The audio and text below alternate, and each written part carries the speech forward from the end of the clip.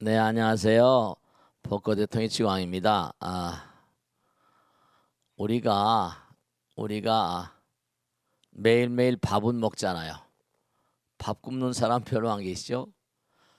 밥 먹는 건 미루지 않아요. 근데 사람들이 대체로 보면 어, 옛날 선현들도 항상 그런 말씀했죠. 오늘 일을 내일로 미루지 말라.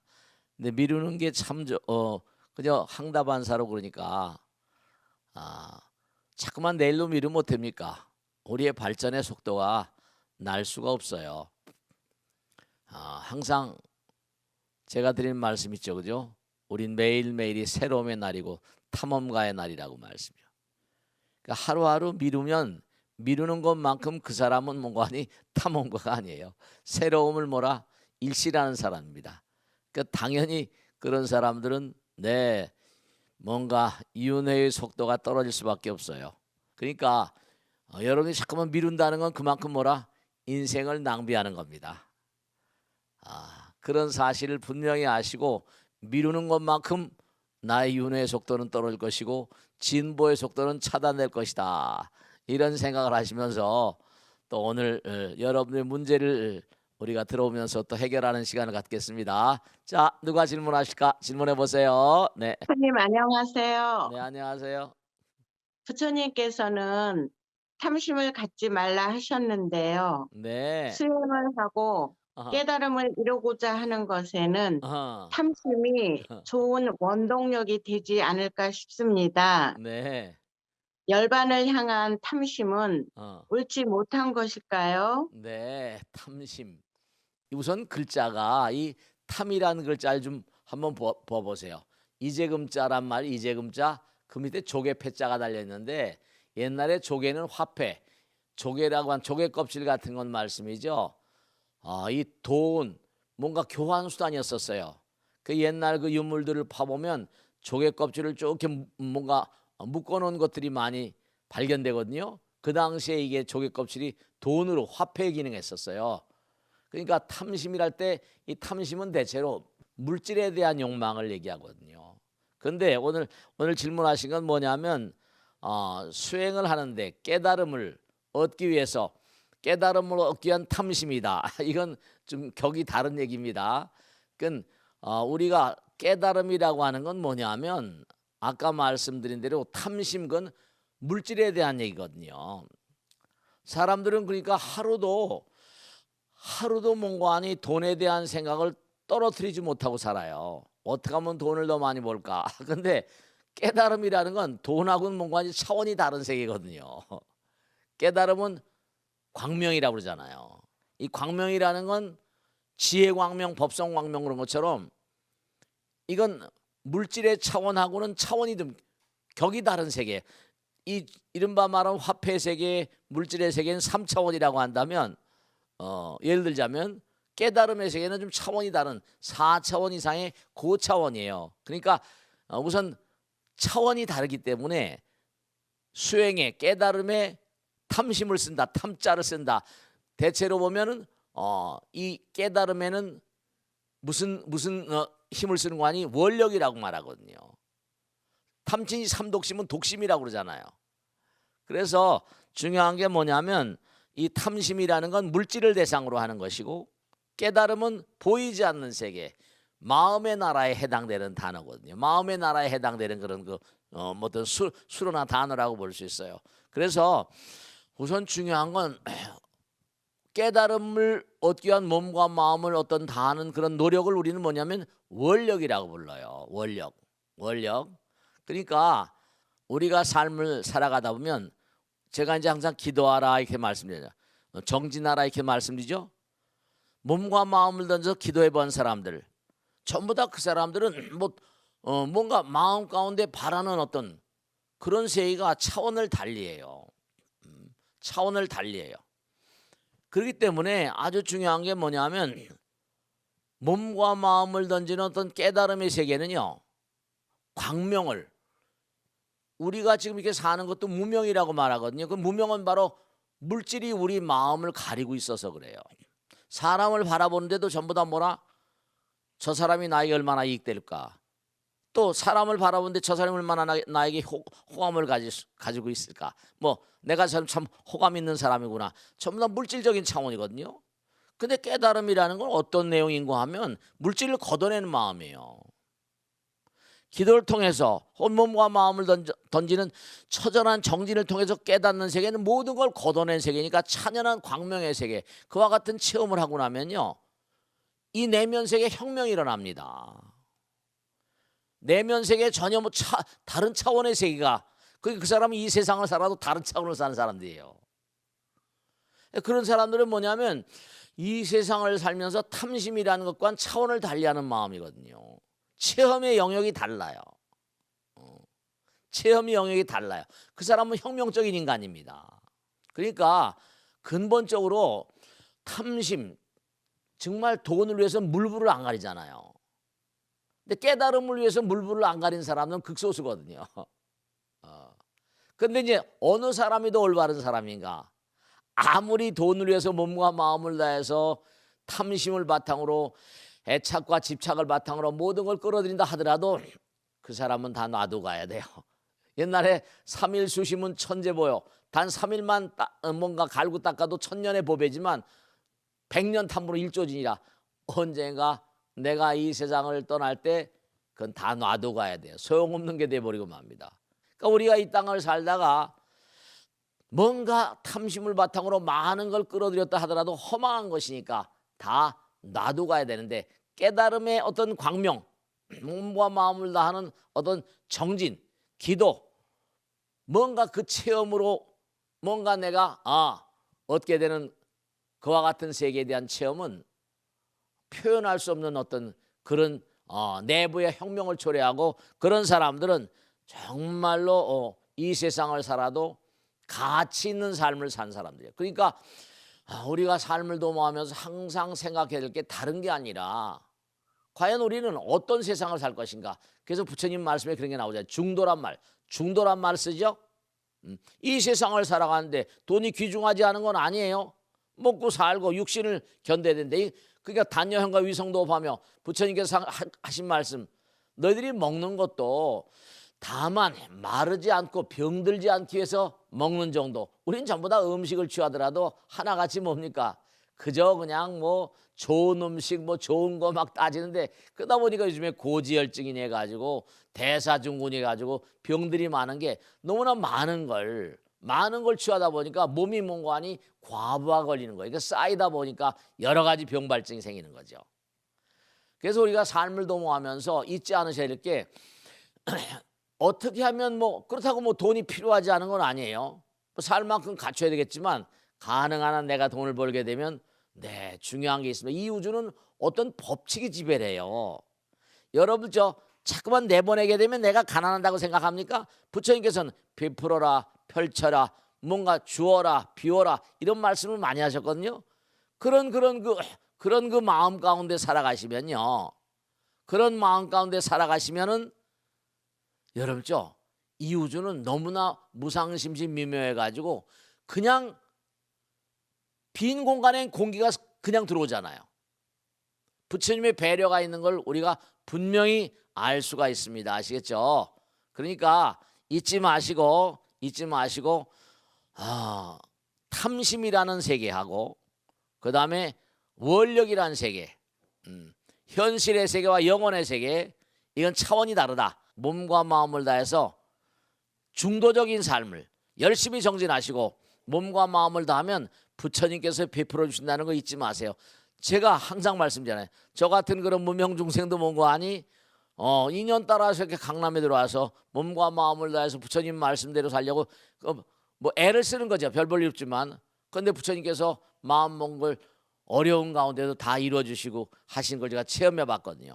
몸과 마음을 다 열심히 원력 따라서 기도를 열심히 해보세요. 그러면 모든 게 다 이루어지고 정리될 수 있다, 이렇게 분명히 말씀입니다. 그 다음 질문 받겠습니다. 네. 네, 스님. 안녕하세요. 저 무소의 풀처럼 혼자서 가라는 말은 너무도 유명한데요. 그렇습니다. 여기서 무소가 사실 코뿔소잖아요. 부처님께서는 왜 하필 코뿔소를 비유해서 이런 말씀을 하셨는지 궁금합니다. 네. 뿔을 가진 동물들을 보면 말씀이죠. 다 뿔이 양쪽에 이렇게 나 있어요. 소들도 우리와 같이 산 소들도 전부 다 뿔이 양쪽에 나 있잖아요. 뭐 사슴이나 술록 같은 것도 다 마찬가지고. 근데 이상하게 코뿔소, 인도에는 코뿔소가 많은데요. 코뿔소는 뭐냐면 가운데 하나만 나 있어요. 하나만 나 있고 돌진한다 하더라도 보통 소들은 양순하잖아요. 물론 코뿔소도 양순합니다. 근데 한 골수 딱 그건 뭘 의미하는 거 아니? 불교에서 말한 대로 다른 걸 보지 말라는 거예요. 물불을 가리지 않고 하나로만 가라. 결국 불교의 근본적인 사상은요, 한결같은 마음입니다. 항상한 마음이에요. 흔들림이 없는 마음이에요. 이쪽 저쪽 좌고우면이라고 그러죠. 이쪽 저쪽 그런 거 아니라는 거예요. 흔들리지 않는 마음. 이게 현대를 살아가는 많고 많은 사람들이 문제가 뭐냐면 각양각색의 욕망에 지는 거거든요.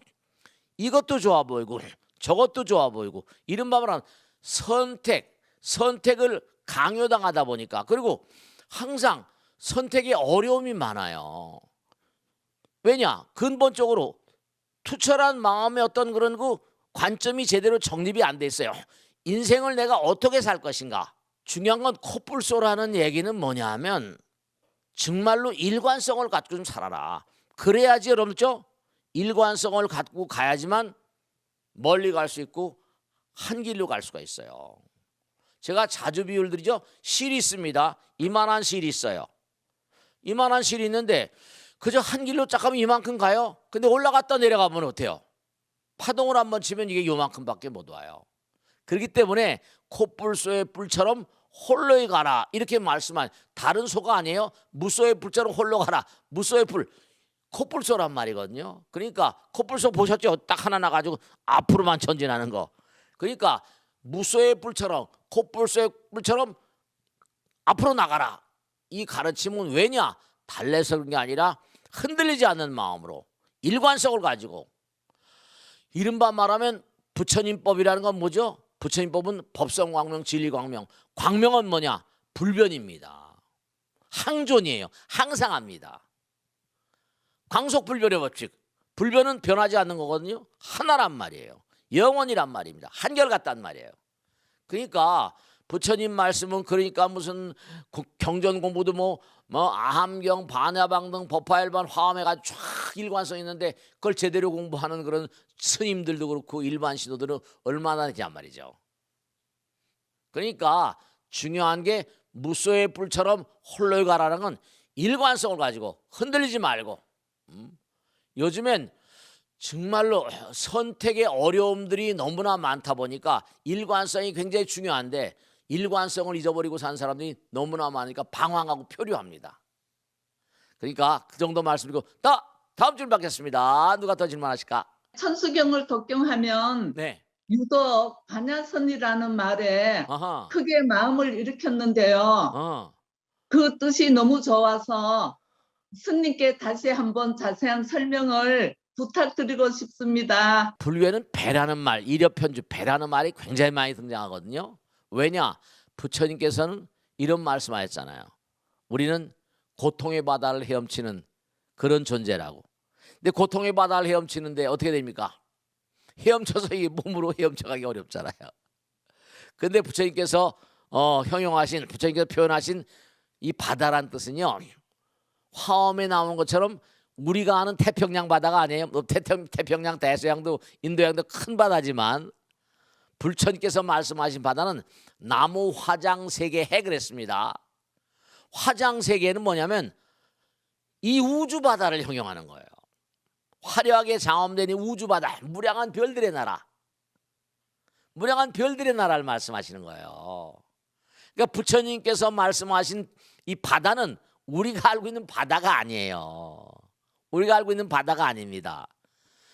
그러니까 그 무량한 이 우주 바다를 헤엄쳐서 이게 뭐 수영해서 갈 수 있는 것도 아니고, 그래서 이른바 천수경의 반야선, 배라는 게 나오거든요. 배를 타고 가자. 망망대해. 그러니 배라는 것도 묘한 거거든요. 배를 타고 가면 어떤 문제가 있는가 하면, 배라는 건 뭐라? 바다가 출렁출렁하면 어떡합니까? 배가 잘못하면 뒤집힐 수가 있어요. 익사하거든요. 네. 그렇기 때문에 중요한 게 뭐냐? 반야선, 반야는 지혜란 말이에요. 그러니까 우리가 배를 몰고 하면 당연히 폭풍우를 만나게 돼 있습니다. 모진 풍랑을 만나게 돼 있어요. 물론 순풍에 돛단 듯이 가는 그런 그 기간도 있습니다. 근데 대체로 뭐냐면 이른바 말하면 모진 그런 폭풍우를 만나게 돼 있죠. 그때마다 뭐라 지혜를 바탕으로 그리고 강인한 강인한 어떤 그런 그 폭풍을 이겨낼 다짐을 하면서 그걸 나가야 돼요.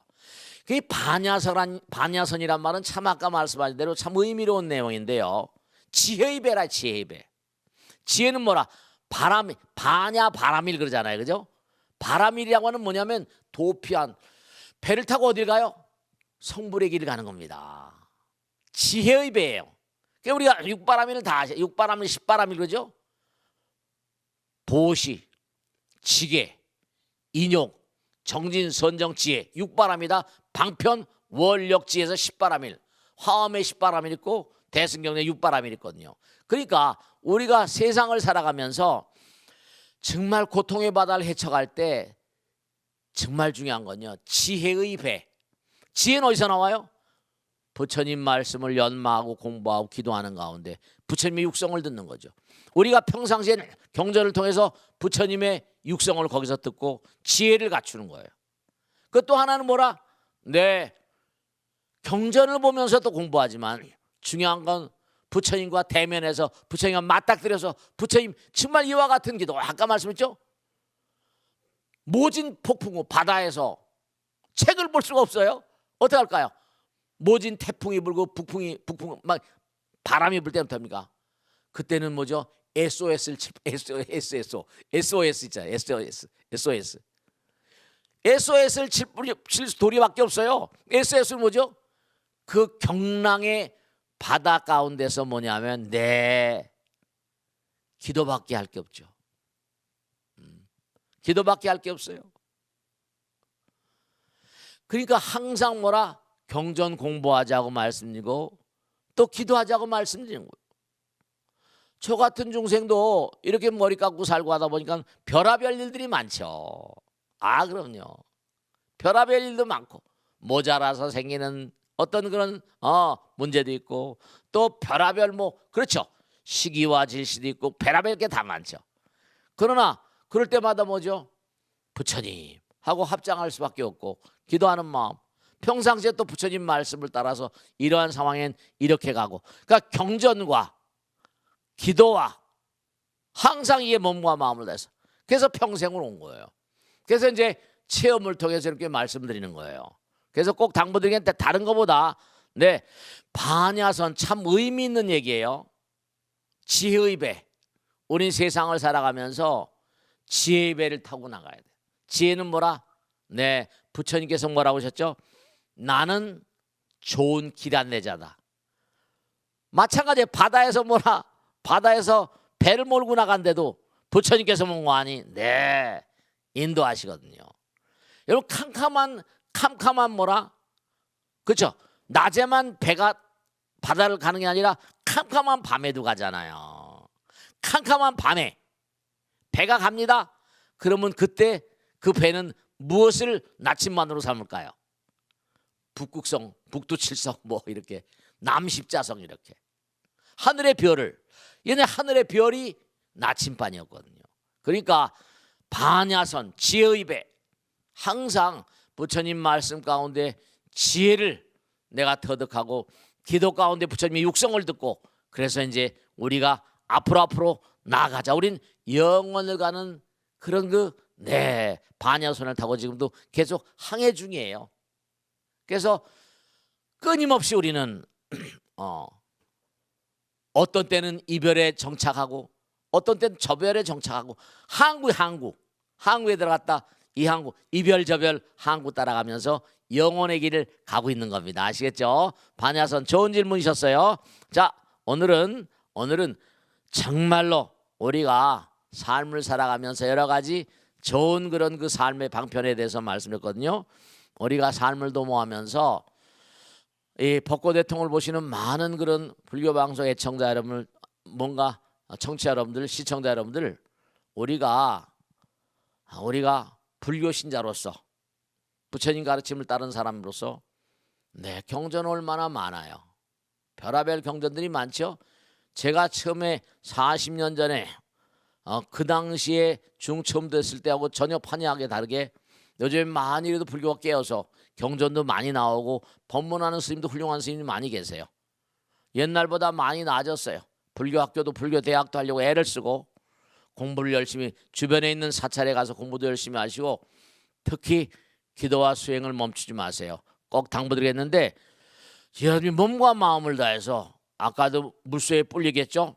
흔들리지 않는 마음으로 계속 하시면 언젠가 내 저 끝에서 낯선 나가 나를 반겨줄 겁니다. 너 참 고생했다. 부처님 나라 축하한다. 이럴 때가 분명히 오실 겁니다. 아시겠죠? 자, 오늘 함께해 주신 여러분 대단히 고맙습니다. 다음 주에 또 다시 뵙겠습니다. 고맙습니다.